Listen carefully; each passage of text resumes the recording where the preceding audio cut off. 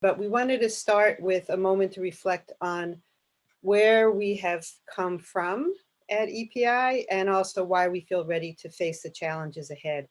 And I really can't believe that it's been 20 years, over 20 years actually, since Nancy Gewirtz and I started the Poverty Institute, which is now called EPI. So come back with me to 1996. Yeah, that's more than 20 years ago, but it's the 20 years since I started to work full time at EPI, but actually Nancy and I started our work together several years before that. For those of you who are old enough to remember, Clinton was in the White House and he vowed to end welfare as we know it, and then marshaled through a complete overhaul of the nation's safety net program for children and their parents, which was called AFDC. The replacement program, which is called the Temporary Assistance to Needy Families, or TANF, was a block grant, which meant that the feds, for the first time, gave the states a fixed amount of money, and with some key exceptions, said to the states, you can craft your own program. Nancy and I had been working with Parents for Progress, which was a grassroots welfare rights organization, and fighting alongside them to improve AFDC. We came to see that it would be helpful to their efforts to have research and policy to support the work they were doing with their organizing. And thus was born the Poverty Institute, housed at Rhode Island College, where Nancy was on faculty, and staffed at that point by Nancy and volunteers, Rick's social work students, and me on a part-time basis. I was working at the Rhode Island Health Center Association at the time.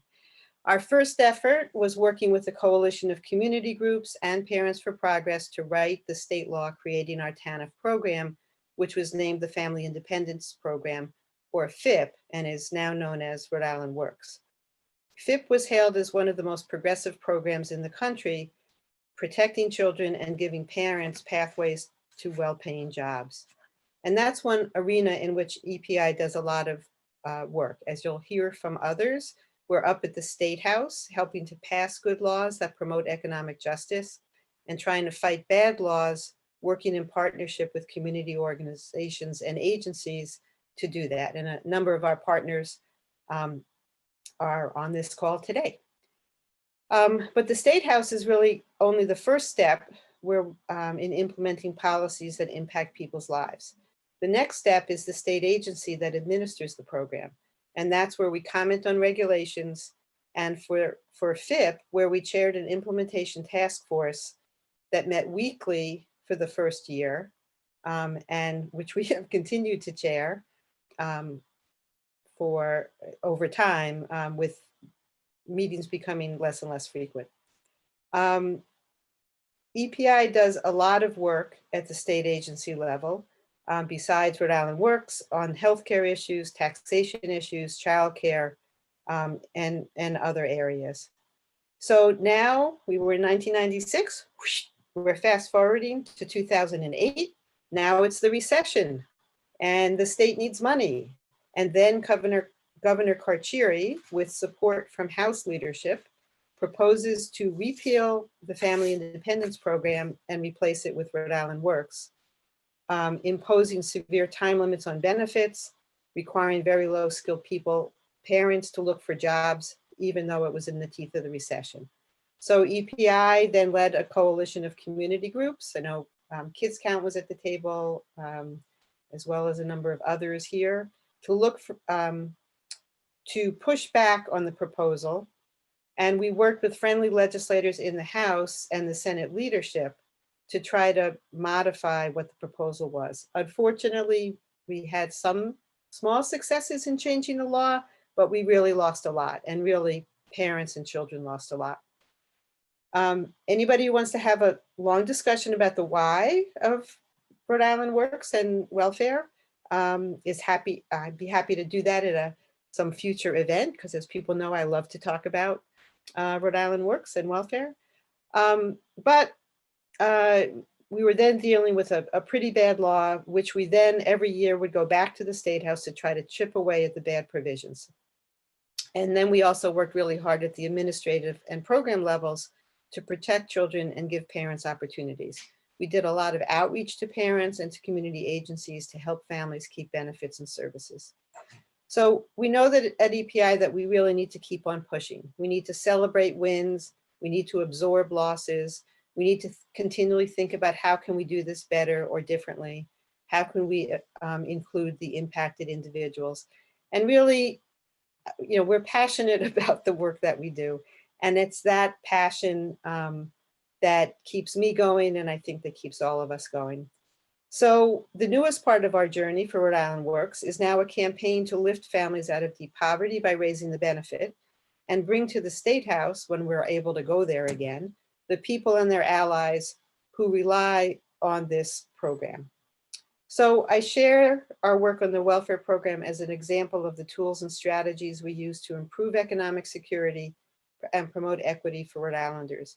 We help create new programs, then we work to implement them, and to improve and to defend them at the State House, at state agencies, and on the ground.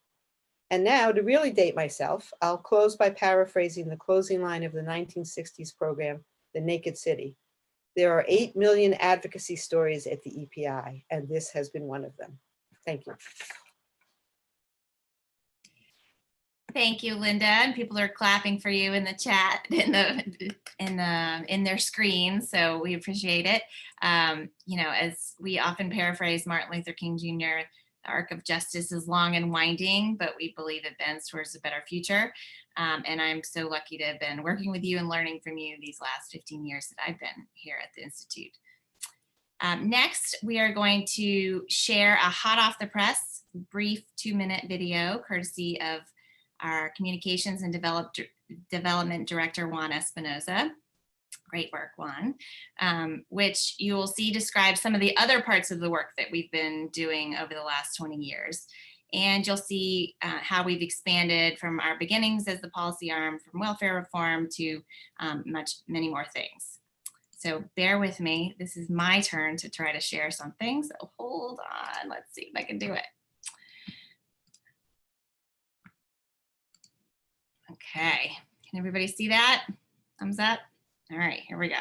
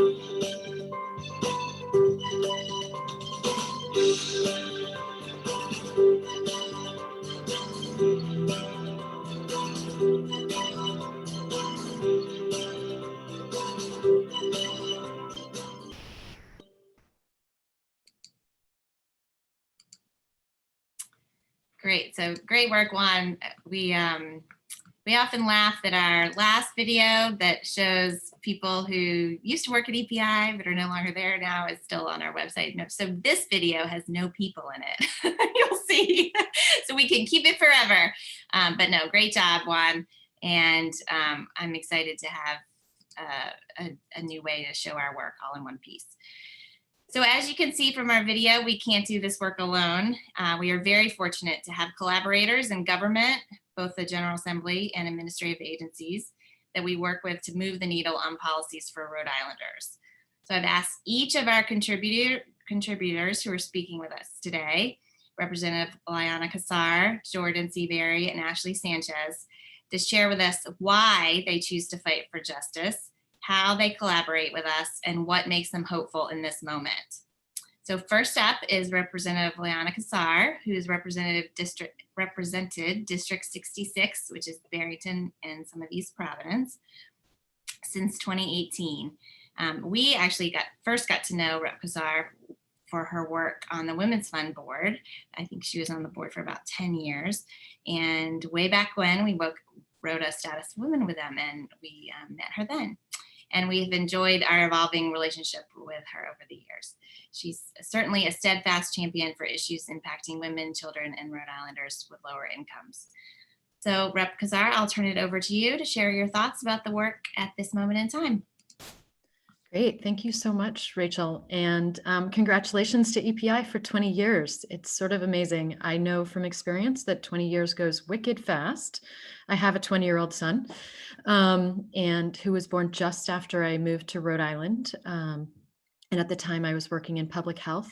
The job that was my first job in Rhode Island was working with children experiencing lead poisoning and addressing medical and non-medical case management, understanding their housing, understanding sort of access to services and whatnot. So that was really my entree into Rhode Island.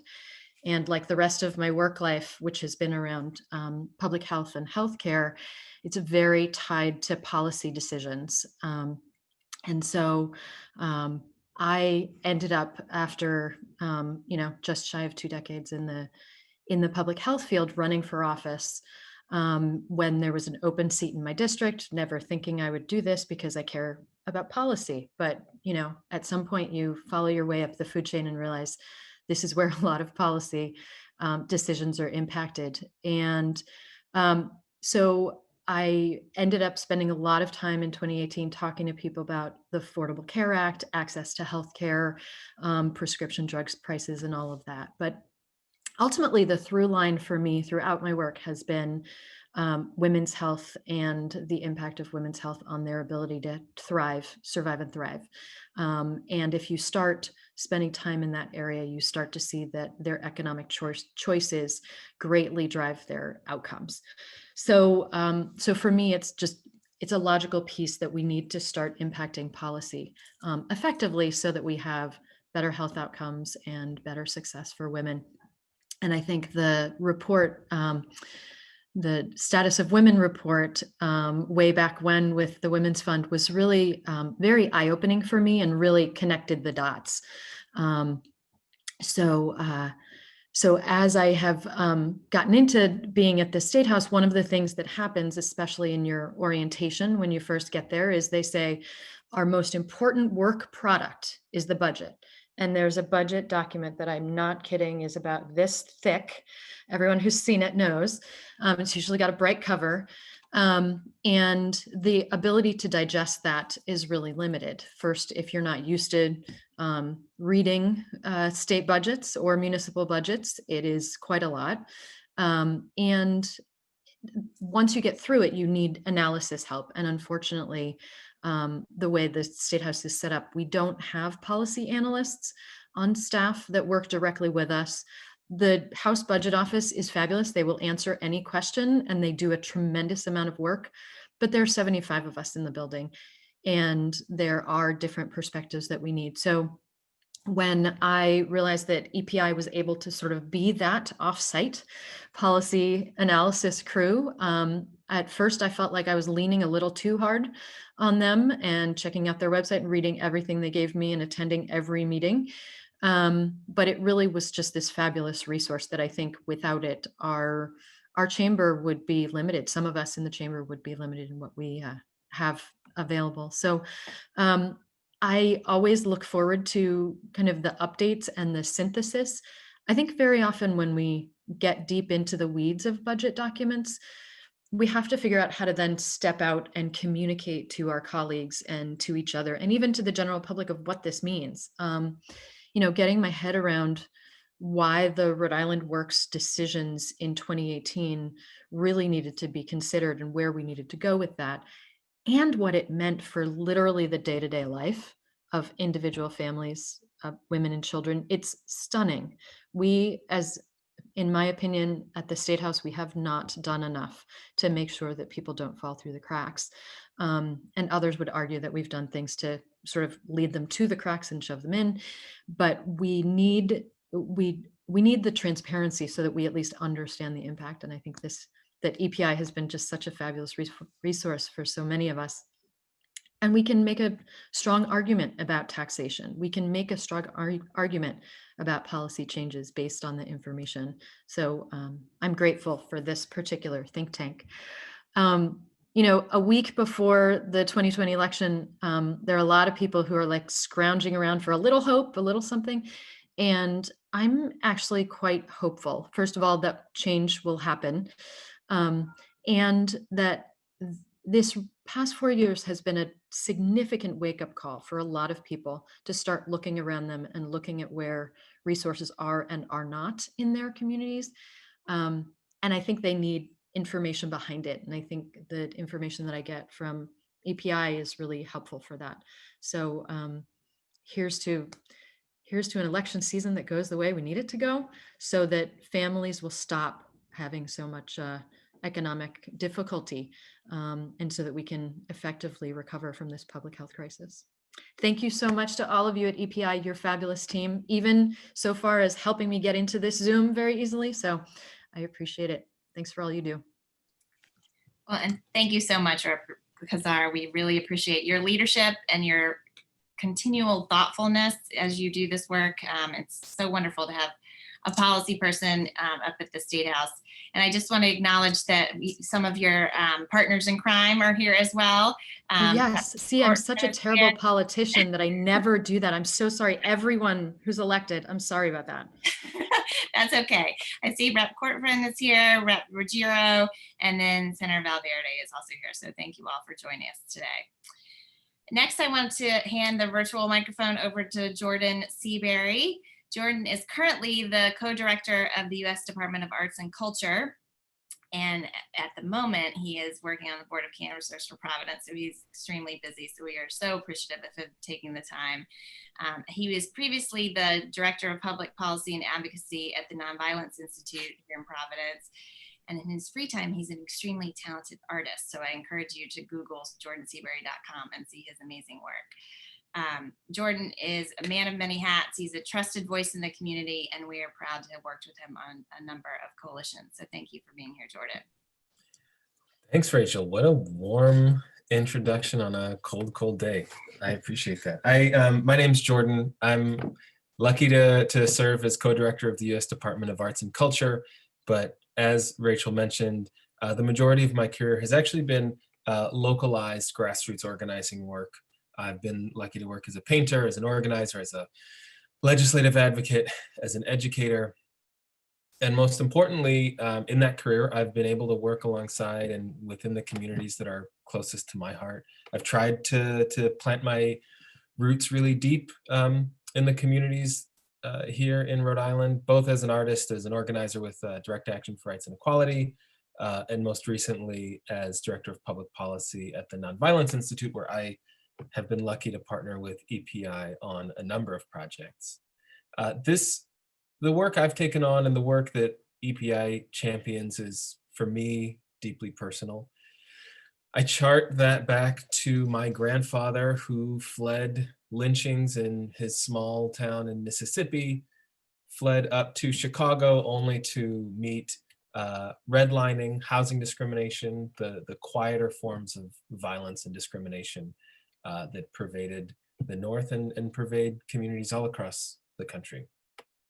And when these communities that I care about and have worked in, oftentimes when we're invited to policy tables, it's often acutely clear that it is as a token member at that table. It is solely to meet representation rather than actual meaningful policy input. And what I have found that EPI does really differently is to stake claim as actual meaningful allies to those communities, not just as a resource for data, but as actual thought partners, as meaningful collaborators in movement building work. So when I think about what am I optimistic about, there's so much.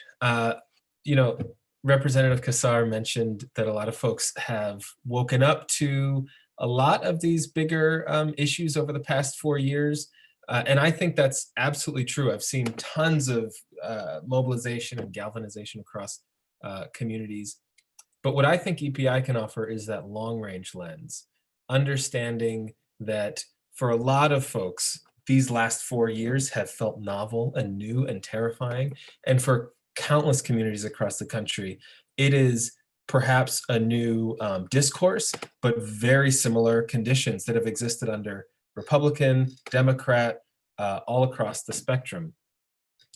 Understanding that as toxic as the immigration conversation is now, many of those same separation policies, what we are now calling concentration camps at the border, have existed under other presidents as well, that those health disparities that we feel so acutely have existed under Democrat and Republican alike. Linda mentioned President Clinton dismantling the welfare system. The reason that those things take place and often go unnoticed is because we need more organizations like EPI that are able to point out that the work is systemic. It's not just about who's in those positions. It's not just about the personality of the politicians or the folks that you're trying to pressure. It's about changing that system. And that long-range lens is something that EPI has been able to offer me as an organizer. And I know organizations across the state and the region have benefited from that. So we are in a new civil rights movement. We've seen uprisings across the country, galvanized, in particular, young folks in every community. And to meet that, I think EPI, I'm really excited to see a growing intersectional lens. Rachel and I worked with recently a Brown University consultant on court fines reform work. They've already embraced driver's licenses for all, fair chance licensing reform, housing discrimination, fighting housing discrimination. And I think, again, that intersectional lens is what is going to build a movement for the future. When we're able to take the political energy that has been activated by these last 4 years, and when we're able to put that long-range lens to be able to plug those folks into movement building, organizing at the grassroots level, that is what actually changes the country. And that is the energy we're seeing right now. And so I believe that EPI is going to play a central role in how those grassroots are nourished here in Rhode Island. And I am excited and hopeful to be right alongside him. I hope you'll join me in that. Well, thank you, Jordan. You always inspire me when you speak, so I really appreciate you taking the time to do that today. And I'm sure others are motivated to join you as well. I'll have a slide at the end on how to engage in some of our campaigns.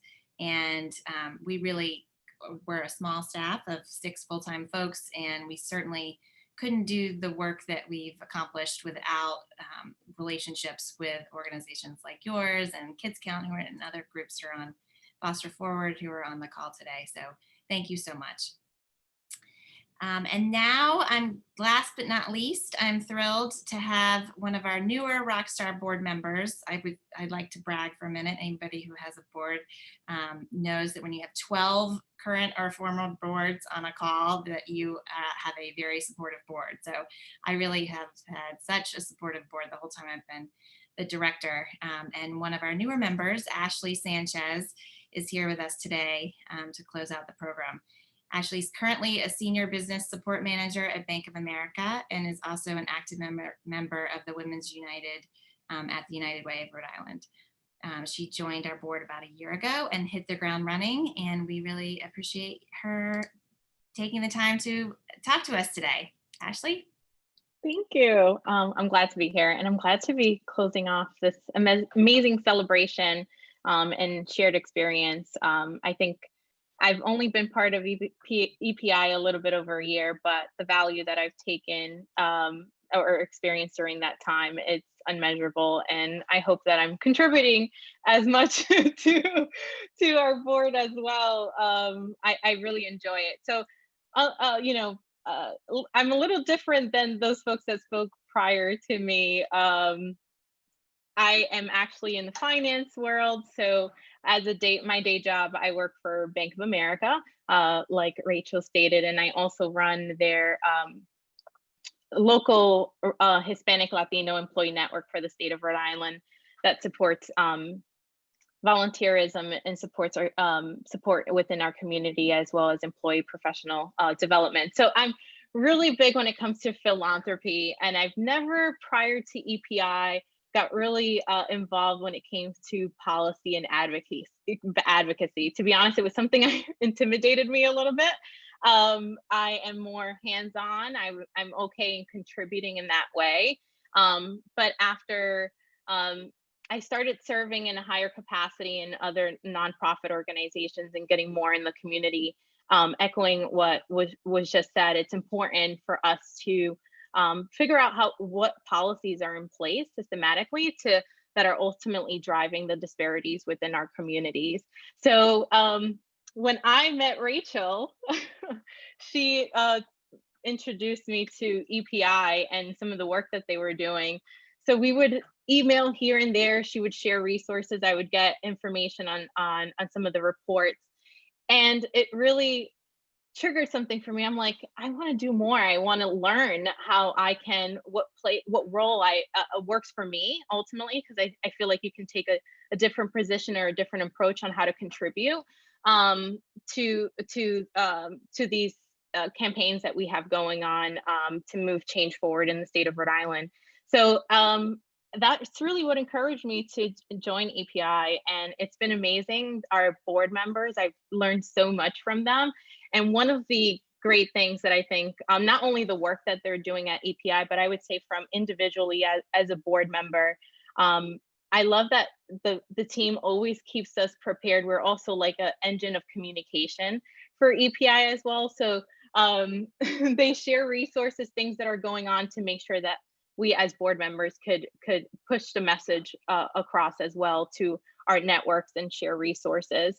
And also the importance that EPI,